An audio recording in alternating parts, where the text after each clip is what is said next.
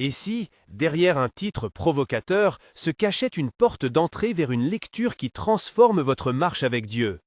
Les 40 jours perdus de Jésus, la vérité interdite révélée en 2025, peut sonner comme une promesse de scoop, comme l'annonce d'un secret historique révélé. Ici, je n'apporte ni parchemin oublié, ni preuve archéologique inédite. Ce que je propose, c'est une lecture typologique, une façon de lire les Écritures où des événements, des nombres et des gestes deviennent des miroirs pour notre vie spirituelle. Si vous cherchez des preuves matérielles qu'un épisode oublié de la vie de Jésus a été découvert, je dois dire indéfinido. Mais si vous êtes prêt à entendre une interprétation qui éclaire votre propre désert, alors restez avec moi. Vous verrez pourquoi aucun mur, intérieur ou extérieur, ne résiste à la voix de Dieu quand son peuple marche ensemble dans l'obéissance. Si cette perspective vous intrigue, abonnez-vous pour d'autres méditations bibliques et invitez quelqu'un qui cherche à voir sa situation autrement. Imaginez une ville qui se pense intouchable. Ses murs s'élèvent, épais, larges comme des murailles de silence. Les maisons s'accrochent les unes aux autres, le parfum de la vie quotidienne flotte entre les ruelles. Les marchés bruissent, on rit, on commerce, on jouit d'une paix fière. Jéricho n'était pas seulement une forteresse de pierre, elle était un monde qui respirait la confiance en soi, l'assurance de son invincibilité. Les murailles n'étaient pas seulement défensives, elles étaient symboles d'un orgueil tranquille, d'une prospérité appuyée sur ses propres forces. Approchez maintenant le récit que la Bible nous donne. Un peuple en marche, un ordre divin qui surprend. Pas d'attente de siège, pas de catapulte, pas d'assaut à l'aube. Au lieu de cela, Josué reçoit des instructions étranges. On doit faire le tour de la ville, silencieusement, une fois par jour pendant 6 jours. Le 7e jour, accomplir 7 tours et au signal, crier. C'est incompréhensible pour l'intelligence militaire moderne, et pourtant c'est la stratégie posée par celui qui conduit l'histoire. Ici commence le grand contraste. La stratégie humaine, frapper fort, forcer la porte, et la stratégie divine, obéissance, patience, marche répétée, silence apparent. Nous allons entrer dans cette histoire comme on pénètre une chambre secrète, doucement, en regardant les détails, en écoutant les sons. Les Écritures gardent l'essentiel de la trame, des espions, la maison d'une femme marginalisée nommée Rahab, une entente scellée avec un cordon écarlate, puis la marche des Israélites autour de Jéricho jour après jour. Notre tâche n'est pas d'expliquer l'énigme par la technique, mais de sentir le poids spirituel du récit, ce que signifie qu'un peuple est obéi à des ordres qui semblaient absurdes à leurs yeux, comment la victoire a commencé à l'intérieur avant de se manifester à l'extérieur, et comment la grâce s'est manifestée au milieu du jugement. La cité, fermez les yeux un instant. Imaginez la poussière qui colle aux sandales, le soleil qui plombe la pierre, l'odeur des épices perdues dans des ruelles étroites. Écoutez le bruit des soldats qui patrouillent sur le rempart, le claquement métallique des sabots qui résonnent, les conversations qui reflètent l'assurance d'être protégés. Les murs sont peints d'une certitude. Nous sommes ici et personne ne peut nous prendre. C'est une certitude partagée par les puissances du monde depuis des siècles. Murs solides, économie florissante, alliances politiques. Jéricho est l'image même de l'impossible humain. Et de l'autre côté, il y a Israël, le camp d'un peuple qui a marché depuis l'Exode, qui a connu la mer ouverte et les murmures du désert. Ces hommes et ces femmes ont appris à écouter une voix qui guide au-delà du sens commun. Mais même parmi eux, l'ordre reçu par Josué ne cesse de surprendre. Marcher en silence, une journée après l'autre, sans bruit, sans provocation. Ce silence, nous y reviendrons souvent, n'est pas passivité. C'est une discipline qui élève la foi, c'est une attente active. Qui peut comprendre au premier abord que Dieu peut faire tomber des murailles par la répétition d'un geste d'obéissance plutôt que par l'acte héroïque d'un général? Avant la marche, il y eut l'intrigue des espions. Josué envoie 2 hommes en reconnaissance. Ils entrent dans la ville, se cachent, observent, cherchent une issue. C'est là qu'ils rencontrent Rahab. Rahab, femme dont le nom restera scellé dans les pages du récit comme un visage de miséricorde au milieu du jugement. Elle vit dans la marge, non seulement une étrangère, mais une figure dont la profession et la situation la placent au bord de la société. Et pourtant, c'est elle qui reconnaît la main de Dieu à l'œuvre. Son geste ne s'explique pas seulement par un calcul, il naît d'une foi simple et pleine. Elle voit dans ces hommes la promesse d'un Dieu qui a fait sortir son peuple d'Égypte. Rahab prend un risque monumental. Elle cache les espions sur son toit, les protège, ment pour les sauver. Et elle scelle avec eux une alliance scellée par un signe, ce cordon écarlate que l'on fixe à sa fenêtre, signe de protection. Il est tentant pour l'esprit moderne de réduire l'épisode à une ruse humaine, mais les Écritures gardent la dimension spirituelle. Rahab est citée plus tard dans la généalogie du Messie, Matthieu 1, et l'Épître aux Hébreux parle de sa foi. Elle devient ainsi un motif de grâce. Au milieu du jugement prononcé sur la ville, la miséricorde trouve un point d'ancrage. Regardez la puissance de ce contraste.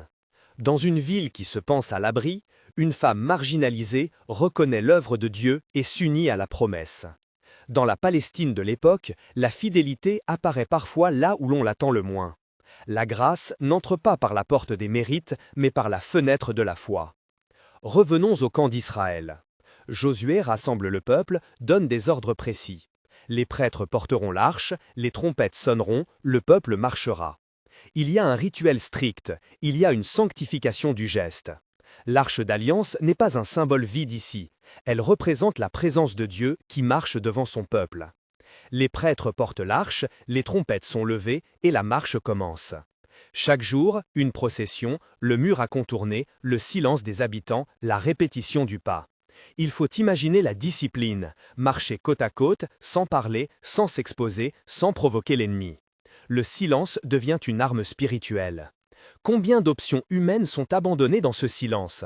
La stratégie, le plan d'action visible, le conseil des sages. À la place, une obéissance simple, suivre l'ordre. La répétition trouve son sens dans l'accumulation. 6 jours de marche, chaque jour un tour, et toujours le même geste. On pourrait penser que le cœur du récit se loge dans le 7e jour, et il est vrai que le 7e jour porte la résolution. Mais regardez le poids des 6 jours précédents. Il constitue un long tissage de foi, un processus où la communauté se trouve disciplinée, où l'intérieur des hommes change. L'obéissance répétée forge une habitude spirituelle, une mémoire collective du don de Dieu. Il ne s'agit pas d'un miracle instantané sortant d'un chapeau, il s'agit d'un mouvement qui travaille les cœurs, qui brise la fierté intérieure avant que les murs extérieurs ne s'effondrent. À ce stade, il faut s'arrêter un instant et regarder les nombres qui jalonnent le récit. Dans la Bible, les nombres portent souvent un sens symbolique. Le 7, par exemple, renvoie à l'achèvement, à la perfection divine. Le 40, qui nous attire ici par le titre, revient comme un motif de période d'épreuve, de préparation ou de transformation. 40 jours de pluie chez Noé, 40 jours et nuits de jeûne et de tentation pour Jésus dans le désert, 40 ans d'errance pour Israël. Quand on parle des 40 jours perdus de Jésus, il est donc tentant de faire le lien symbolique. 40 égale temps de préparation, de confrontation, d'ombre.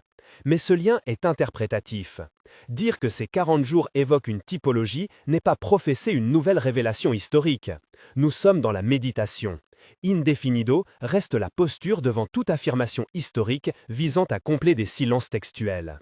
La marche silencieuse n'est pas une absurdité, elle est une pédagogie divine. Dieu enseigne à son peuple qu'il sait comment faire tomber ce qui semble inébranlable.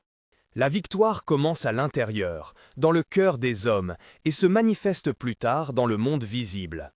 Quand les Israélites marchaient, ils n'étaient pas des soldats qui se camouflaient en héros. Ils étaient des témoins vivants que Dieu conduit son peuple d'une manière qui souffle sur l'orgueil et la certitude humaine.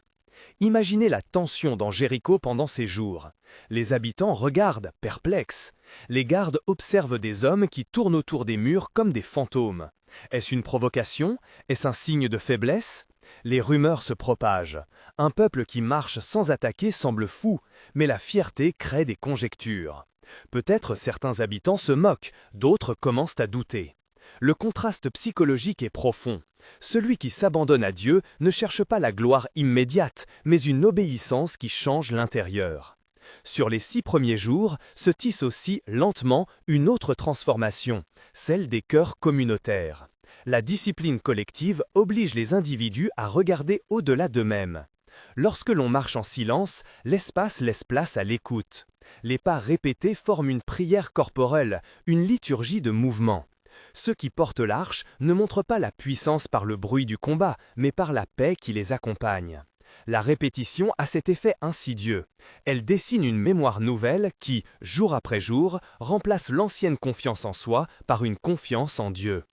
Et Rahab, dans sa maison près de la muraille, observe autrement. Peut-être entend-elle les pas lointains, peut-être sent-elle la main de Dieu agir sans fracas. Son cœur, déjà mouillé de compassion pour ses étrangers, se durcit dans une décision. Protéger la vie qui se présente à elle, reconnaître la vérité de la promesse. Son geste n'est pas une manœuvre stratégique, c'est une réponse de foi. Pourtant, cette foi la place dans une situation périlleuse, parce qu'elle désavoue la sécurité de la cité. Le cordon rouge à sa fenêtre scelle une espérance fragile.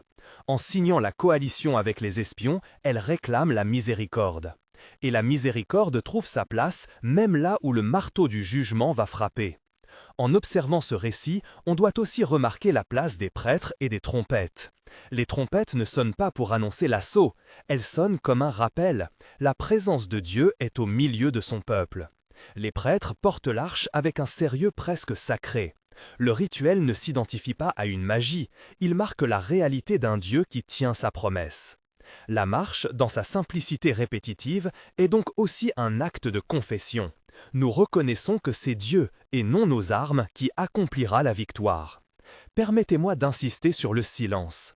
Dans notre monde bruyant, où la stratégie se mesure en plan d'action et en communication, le silence obéissant est souvent méprisé. Pourtant, la Bible nous montre que le silence, parfois, est l'espace où Dieu œuvre. Le silence ici n'est pas une absence, il est attente, discipline, préparation. Il oblige chacun à regarder à l'intérieur et à confier sa sécurité à celui qui tient le destin entre ses mains. Au fil des jours, la tension monte. Chacun des 6 tours est une goutte d'eau qui affermit la foi. Les murs, immobiles, absorbent le passage des hommes. La ville commence à regarder autrement. La répétition excite l'imagination, suscite la crainte. Mais le cœur de la transformation reste invisible. Ceux qui marchent à l'intérieur, en dépit de la fatigue, du doute qui parfois les visite, apprennent à compter sur la parole donnée. Ils apprennent que l'obéissance est une forme de prière prolongée. Nous approchons maintenant d'un moment crucial, mais pas encore de l'effondrement. C'est le terrain du suspense. La victoire est promise, mais elle n'est pas encore manifestée. C'est là que se façonne la foi réelle, celle qui tient jusqu'au dernier pas. À ce stade, il convient d'observer des personnes contemporaines qui vivent des murs personnels. Les murs d'aujourd'hui ne sont pas toujours en pierre, ils sont peur, addiction, honte, dette, promesses retardées, relations brisées. Comme Jéricho, nos murs ont l'apparence d'une inaccessibilité. Et comme Israël, nous sommes parfois appelés à marcher dans l'obéissance, à répéter des actes de foi qui paraissent dérisoires à la logique du monde.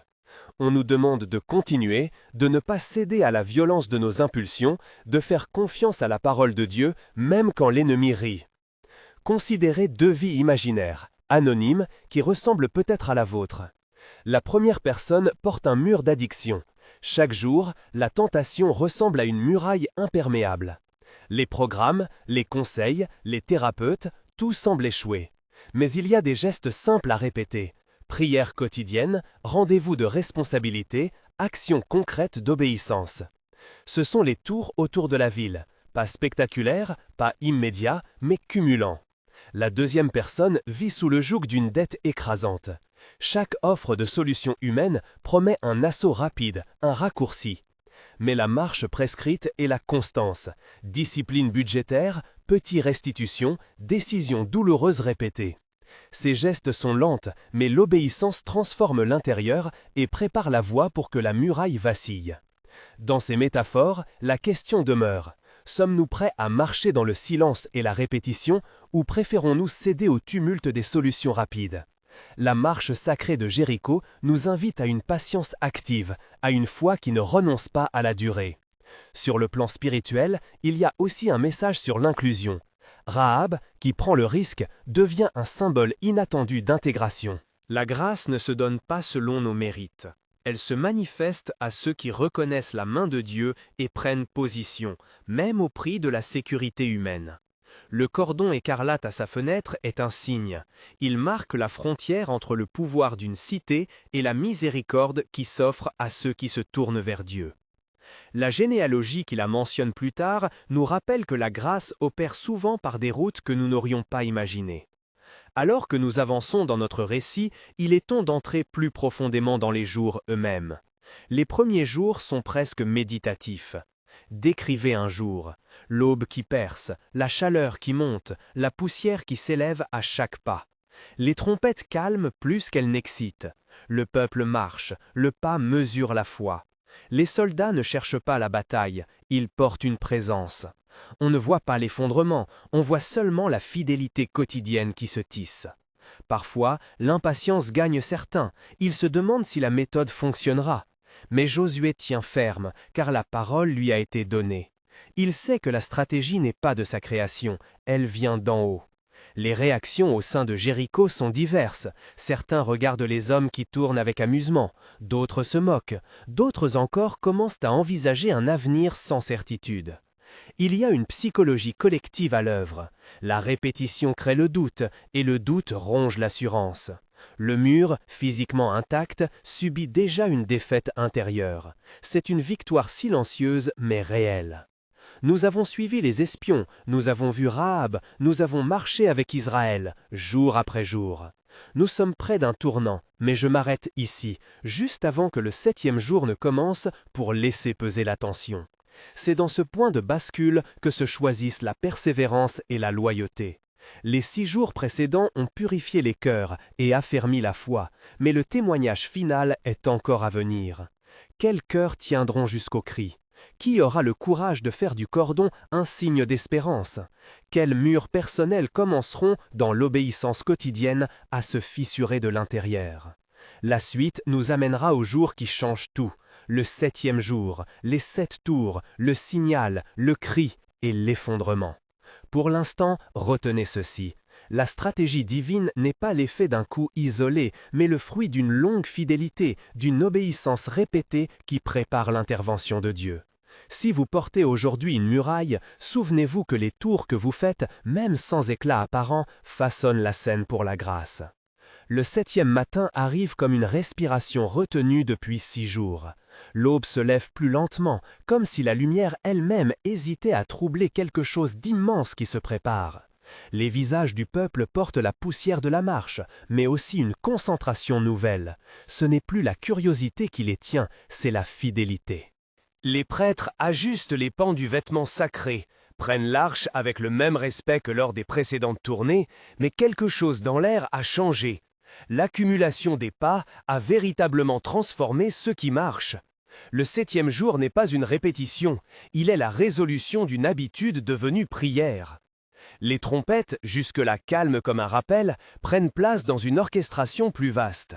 Les prêtres avancent, l'arche suit, et les tambours silencieux d'une espérance profonde battent dans le cœur de toute une nation. Au premier tour, les observateurs de Jéricho regardent avec une attention détendue. Au 3e, une rumeur commence. Au 5e, la stupeur gagne des voix. Mais ce n'est qu'au 7e tour que la tension atteint son faîte. La foule d'Israël accélère le pas sans perdre l'ordre, les trompettes montent, l'air se remplit d'un son qui n'est pas dompté par le vent. Puis vient le signal. Quand le cri est donné, il n'est pas un simple hurlement militaire. C'est la voix d'un peuple qui a appris, par la répétition, à confesser que Dieu seul est le libérateur. Le cri porte la mémoire des 6 jours. Il est saturé d'obéissance, d'espérance, de peur vaincue. Et les murs, témoins muets d'une confiance humaine obstinée, se partagent en poussière. L'effondrement n'est pas seulement un événement physique, c'est la manifestation visible d'un processus spirituel. L'orgueil se fissure, les colonnes du « nous y sommes arrivés par nous-mêmes » s'effondrent, et la véracité de la promesse divine entre dans l'histoire par une ouverture béante. Imaginez le son. Des pierres qui se détachent, des poutres qui s'écroulent, des hommes criant de stupeur, puis le silence lourd qui suit, comme si la création reprenait son souffle. La poussière engloutit tout et masque les contours. Au milieu du tumulte, la maison de Rahab reste un point étrange. Le cordon écarlate à la fenêtre, si fragile, si humain, demeure le signe visible d'une promesse tenue. Là où d'autres se croyaient en sécurité, la sécurité s'est effritée. Là où une femme marginale, en un geste risqué, avait choisi la foi, la vie a été préservée. L'entrée dans la ville n'est pas une orgie de vengeance sans règle. Il y a jugement, oui, il y a destruction des symboles de l'orgueil, mais il y a aussi obéissance aux paroles données. Rahab et sa famille sont épargnés, comme l'accord l'avait stipulé. Le soin porté à préserver la vie sous le signe d'une foi humble révèle, dans le récit, une tension teinte de justice et de miséricorde. La grâce n'abolit pas la responsabilité, mais elle tend, dans ce passage, à signaler que le salaire du péché n'est pas la certitude d'une annihilation sans recours. La miséricorde, au cœur de la décision, souligne que Dieu révèle sa puissance précisément quand certains choisissent l'humilité. La scène suivante, la maison de Rahab, la famille abritée sous ce cordon rouge, la reconnaissance qui s'installe, porte une puissance visionnaire. Rahab, qui avait pris une décision dans l'ombre, reçoit désormais la grâce en pleine lumière. Sa foi, qui au départ pouvait sembler une prise de risque irrationnelle, devient un exemple public. Celle qui avait choisi Dieu plus que sa sécurité civile fut relevée. Plus tard, son nom figure dans la généalogie du Messie, Hébreux la mentionne en exemple de foi. Mais pour l'instant, au milieu des pierres et des ruines, c'est la simplicité de son geste qui parle plus fort. Reconnaître Dieu et agir malgré la peur. En regardant cette histoire, nous devons saisir que la victoire de Jéricho n'est pas réductible à l'effondrement des pierres. Le récit veut surtout que nous voyions la dynamique intérieure. La fierté humaine a été travaillée et sapée, la communauté d'Israël a été disciplinée pour apprendre à dépendre d'une parole. Rahab a été incluse dans la narration du salut par un acte de foi. Le mur extérieur n'est que le symptôme d'un enfermement intérieur qui, une fois attaqué à la racine, tombe. C'est ici que s'ouvre notre regard sur nos propres murailles. Les murs contemporains ne répondent pas aux catapultes, ils répondent parfois à des gestes minuscules, répétés. Ils s'effritent quand notre rythme de vie cesse d'être la course effrénée pour sauver notre image et devient une cadence de fidélité à la parole de Dieu. Les murs que beaucoup portent aujourd'hui prennent des formes variées. Nos addictions, nos dettes, nos habitudes qui nous enferment, nos peurs qui nous paralysent, les promesses de Dieu qui semblent retardées et que l'on finit par croire perdues. Comme Israël, nous sommes appelés à une marche qui peut sembler absurde à l'œil humain, des gestes quotidiens de foi, souvent invisibles, mais qui tissent un chemin pour la grâce. Avant d'entrer dans la lecture typologique du titre qui a attiré votre attention, prenons un moment pour expliciter ce que signifie lire typiquement la Bible. Une typologie, dans la tradition chrétienne, consiste à voir, dans un événement ancien, une figure ou un motif qui anticipe ou représente ultérieurement une réalité plus pleine. Ainsi, certains voient dans la Pâque hébraïque un type de la mort et de la résurrection du Christ. Certains voient dans le désert, dans la traversée de la mer, des images de la purification et de la délivrance. Cette méthode de lecture est ancienne et peut être spirituellement féconde, mais elle n'est pas, par elle-même, une preuve historique. Lorsque nous faisons le lien entre Jéricho et un motif des 40 jours chez Jésus, ou que nous invoquons des jours perdus, nous entrons dans le domaine de l'interprétation méditative, et non dans celui de la découverte documentaire. Le titre de ce message évoque les 40 jours perdus de Jésus.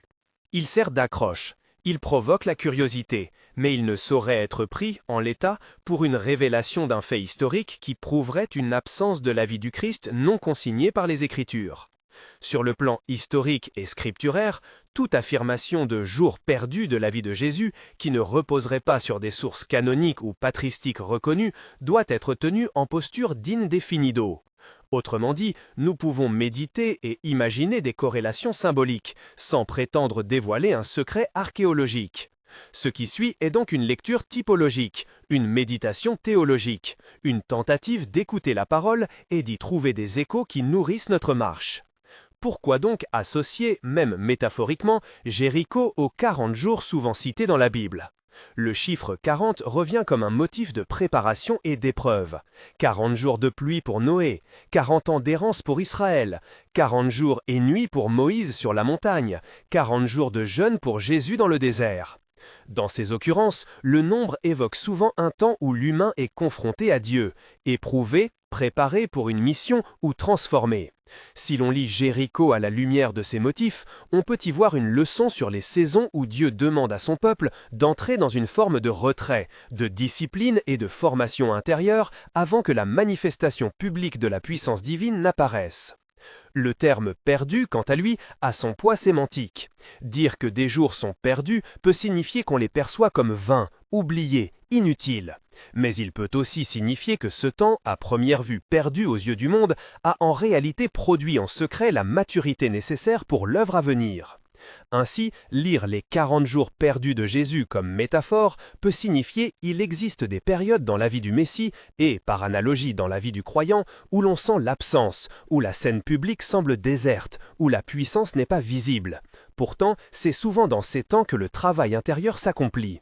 Cette lecture est méditative, elle vise à encourager ceux qui traversent des saisons silencieuses plus qu'à établir un fait. Prenons une image. Imaginez le désert où Jésus a été tenté. C'était un temps d'épreuve, certes, mais aussi d'écoute, de jeûne, de confrontation avec les forces du mal et de préparation de la mission publique. Les 40 jours n'étaient pas perdus, car ils ont formé la résistance, la conviction, la clarté de sa mission. De la même manière, les tours autour de Jéricho n'étaient pas une perte de temps. Ils formaient une communauté, sculptaient la foi et préparaient le cri qui briserait les murs.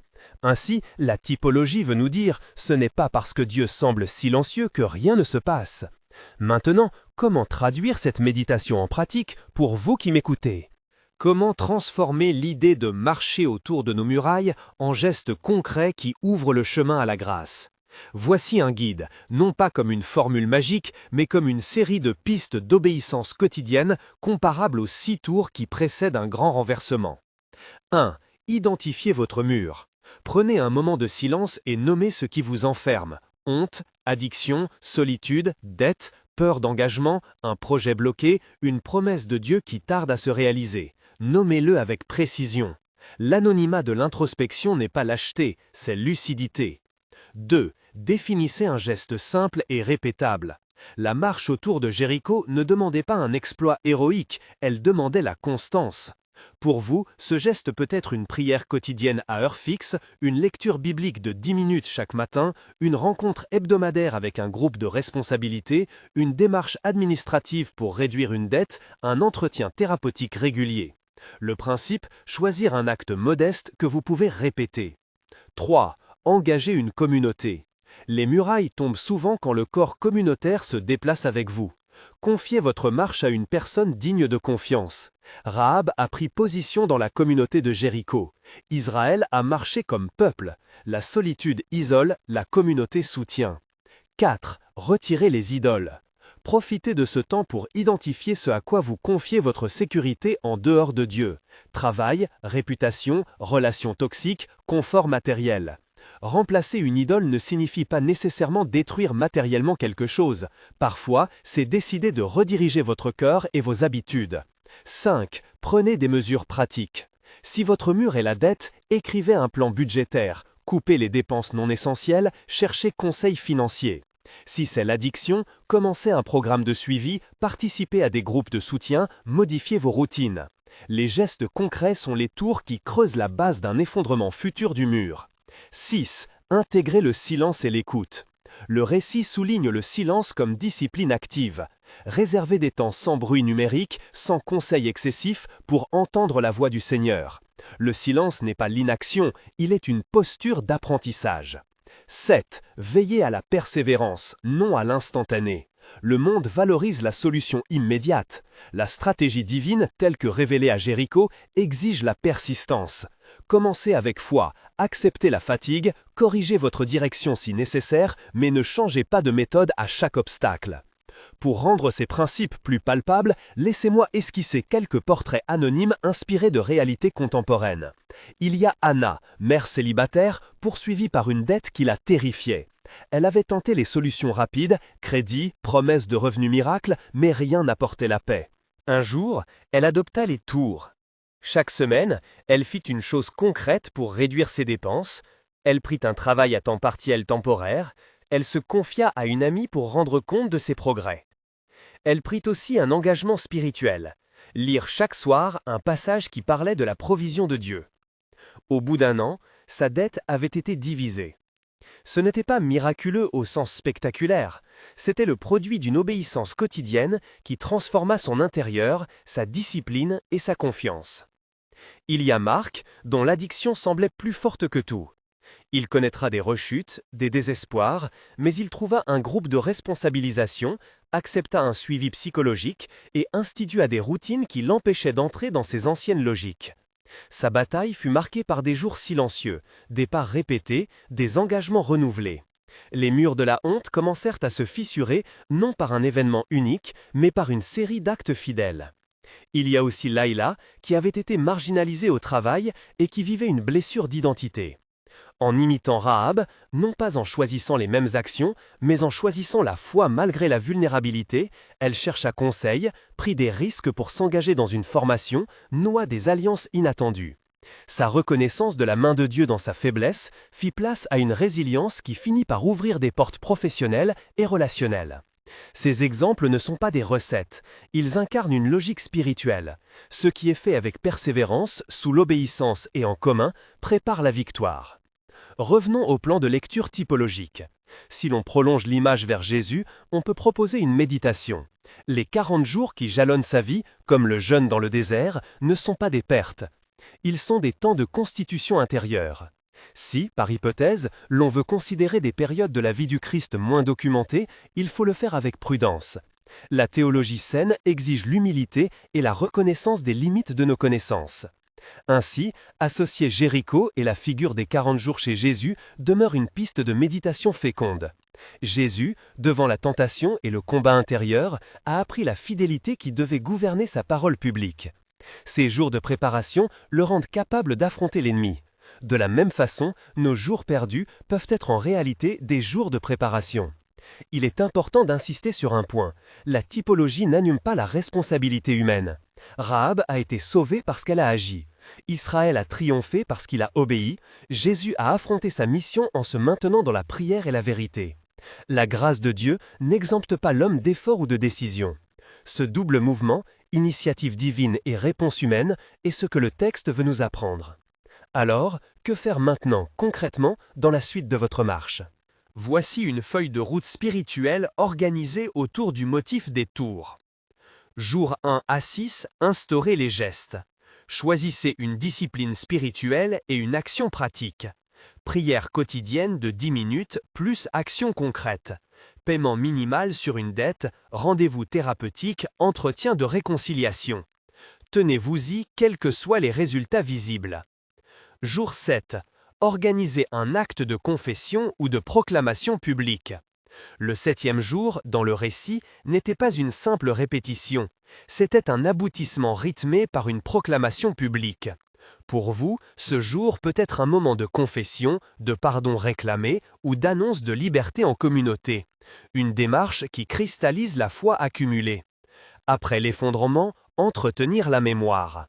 Quand un mur tombe, on doit nettoyer, rétablir et ne pas laisser la victoire être gaspillée. Prenez des mesures pour préserver ce que la grâce a accompli. Nouvelles habitudes, nouveaux budgets, nouvelles relations. Ajoutons quelques avertissements pastoraux. Ne confondez pas la fidélité répétée avec une méthode magique.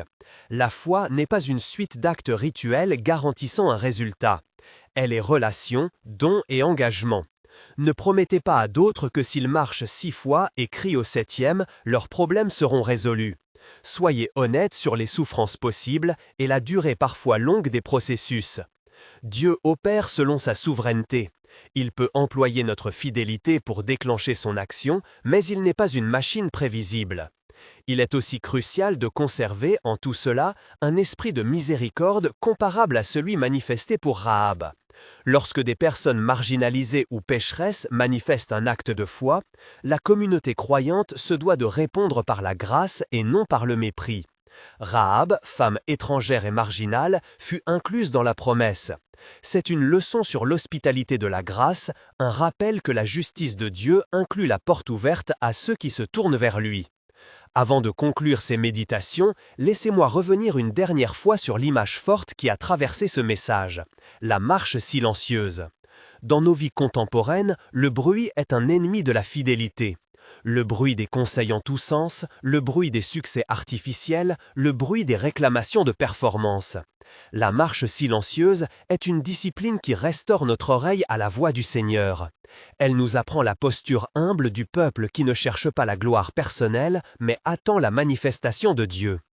Que signifie alors crier au 7e jour dans notre langage spirituel actuel ? Crier, aujourd'hui, peut être une proclamation publique de ce que Dieu a fait ou une confession courageuse. Cela peut être l'acte de prendre la parole pour dénoncer une injustice, pour demander pardon, pour déclarer la libération d'une habitude. Le cri est la mise en voix de la foi accumulée. Il n'est pas une astuce, c'est une expression authentique d'un cœur qui a marché, qui a patienté et qui maintenant célèbre.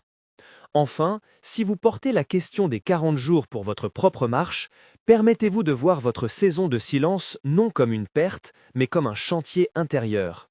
Faites les tours nécessaires, petits gestes, répétitions, décisions courageuses.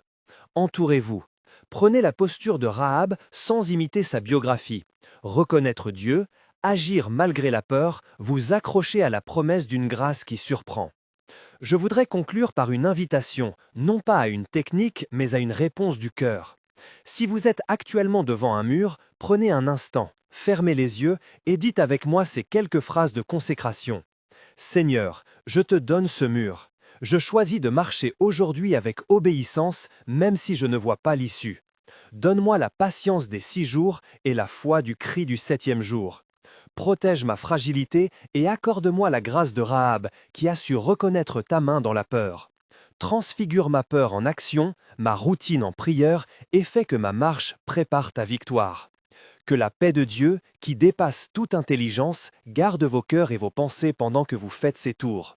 Que sa grâce trouve une fenêtre pour entrer dans votre maison et que vous expérimentiez la justice et la miséricorde qui se tiennent ensemble. Partagez cette réflexion avec quelqu'un qui a besoin d'entendre qu'il reste un dernier tour à faire.